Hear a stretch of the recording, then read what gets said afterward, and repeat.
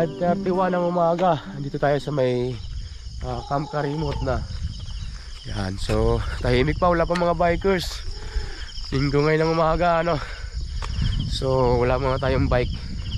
Mag-hike tayo ngayon hanggang summit, may Parawagan. Sama natin si Mrs. saka yung anak ko. Yun, no na, excited. Pero mamaya gapang yan pag ano, napagod na. So tingnan natin kung kakayanan nilang mag-hike hanggang summit. So ako first time ko rin gagawin to, mag-hike hanggang summit. Puro bike lang ginagawa natin dito. So tara, samahan mo kami.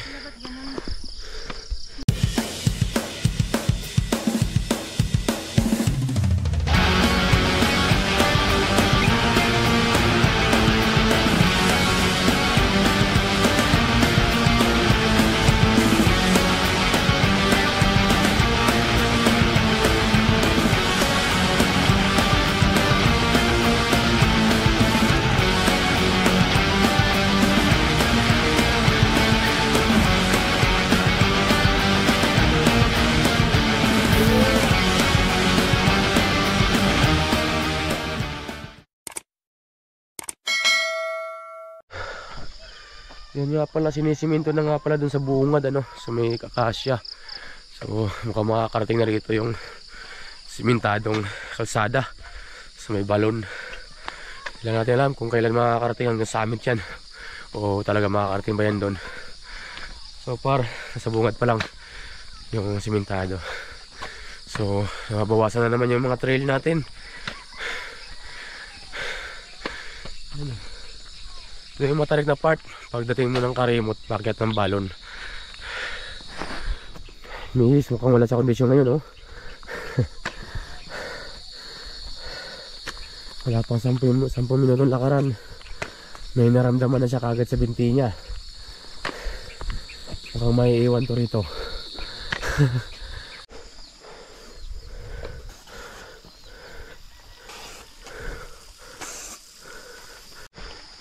Time check 5:40. Andito na yung balon, no? First station. So nasa 9 minutes lang natin nilakad. Mabilis lang din.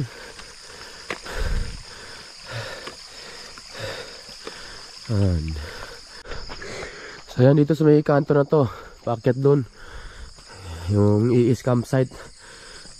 Yan, pwede kayo mag-camping dyan. Mahilig sa mga camping. Medyo pumangit yung daan ngayon. Naglabasan na kasi yung mga bukal, kaya kaputik. So paglampas mo lang ng balon, wala lang ahon, banayad na lang, halos patag na nga lang. Ayan. Marami rin nga yung mga nag-hike, nakasabay natin. Magsasamit din yan. Si Giants ang bilis na wala na. Siguro ngayon niya lang naramdaman yung gaang ng katawan niya. Medyo pumayat na nga siya, no? Siguro nasa mga 5 kilos na yun nawala sa kanya. Kaya siguro kondisyon siya ngayon. Magaang yung katawan niya, kaya bilis. Wala na. Ayan, ito yung kondisyon ng daan ngayon.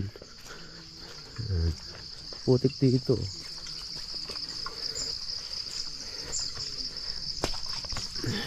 Ayan na si Giants, nabutan na namin.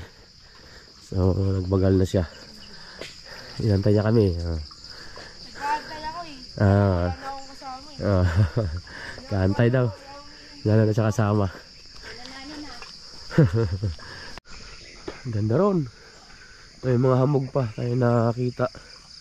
Tapos dito mayroong batis. Ayan, oh.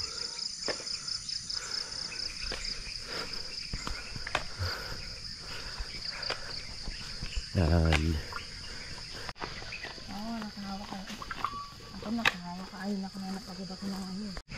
Wow, malala yung kalsada ngayon, oh. Ang baga nila kasi nakasinelas lang sila. Kung mag-bike ka rito, malamang buhat bike ka rito. Okay. Madulas na? Hindi. Diretso.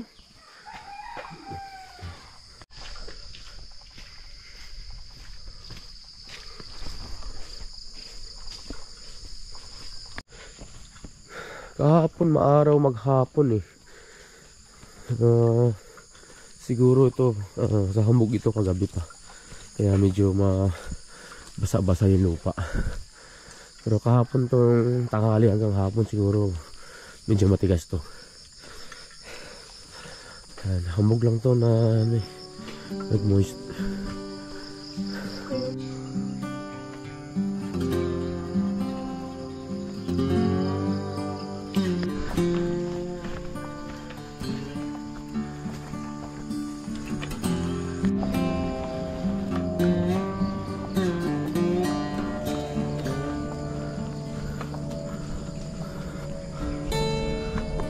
Ayun na yung unggoy oh. Kaibigan muna ko. Kaibigan mo unggoy. Ayun siya. Nagpabitin-bitin.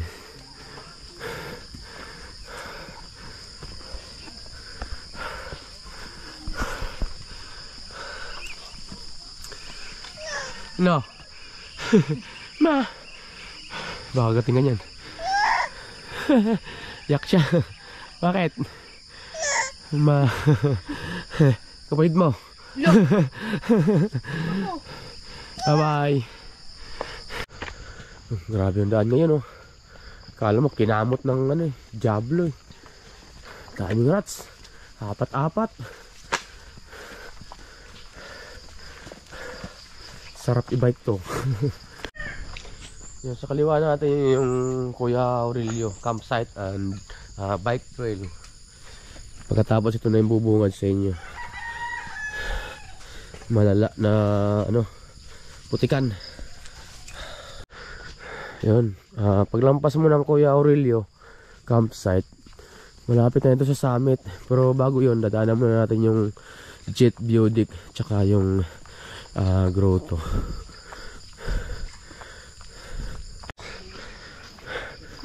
Jet Budik. Yan, ito na yun. Pasok tayo doon sa gilid ito, tingin tayo sa view. Yan. Yun, ito na yun. Dami nag-camping ngayon oh. Dami mga tao. Yan.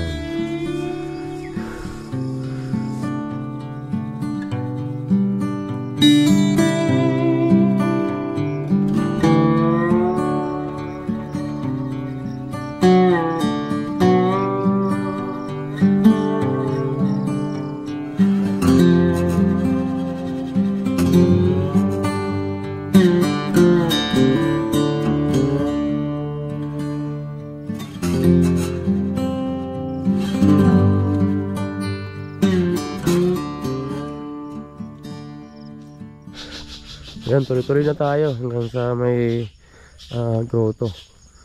Tapos yun na, summit ng kasunod.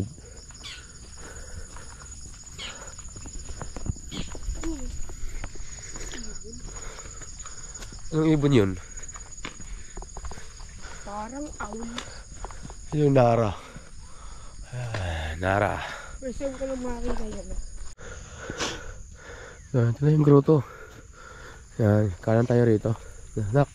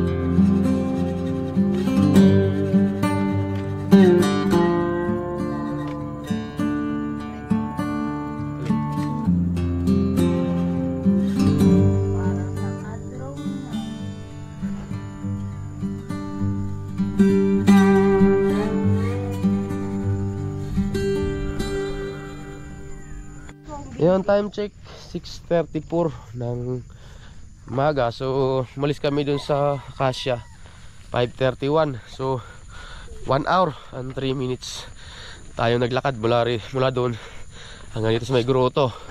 So yun lang yung summit sa taas Yan, mga 5 minutes na lang ng lakaran yan. Napakalapit na lang. Reklamo na sa Jihad. So yung malapit daw sa akin, malayo pa daw. Yan na yan yan, pagliko na yan dyan. Yan na yung summit. So doon may daan doon, paikot, ganyan. Dito pwede tayo mandaan dito. Wala naman tayo dala ng bike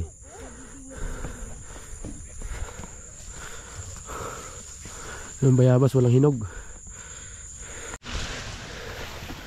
Sukal. Nice. So ito na yung summit highest point ng Mount Parawagan. Yan. Yan. Ito yung normal na daan.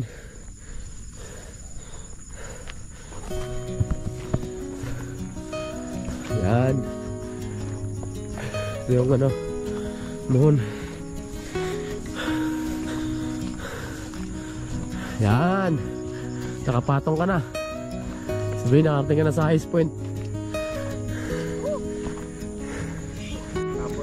So, walang clearing ngayon, Ayan, napaka kapal ng ulap ngayon sa baba. Halos wala tayong makita. Puro aninag natin yung building dun, Yan, part ng Makati, nakausli sa ulap. Ito naman yung Marikina River. Yan.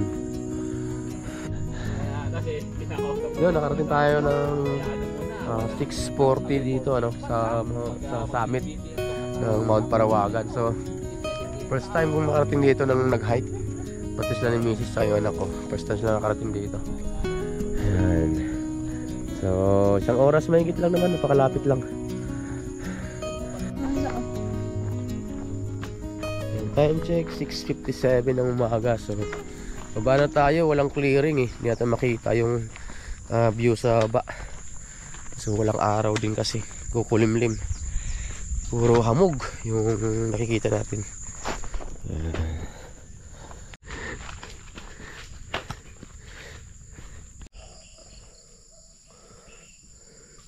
Ayan, malapit na tayo sa sa balon. Ito na yung akasya. Iyon,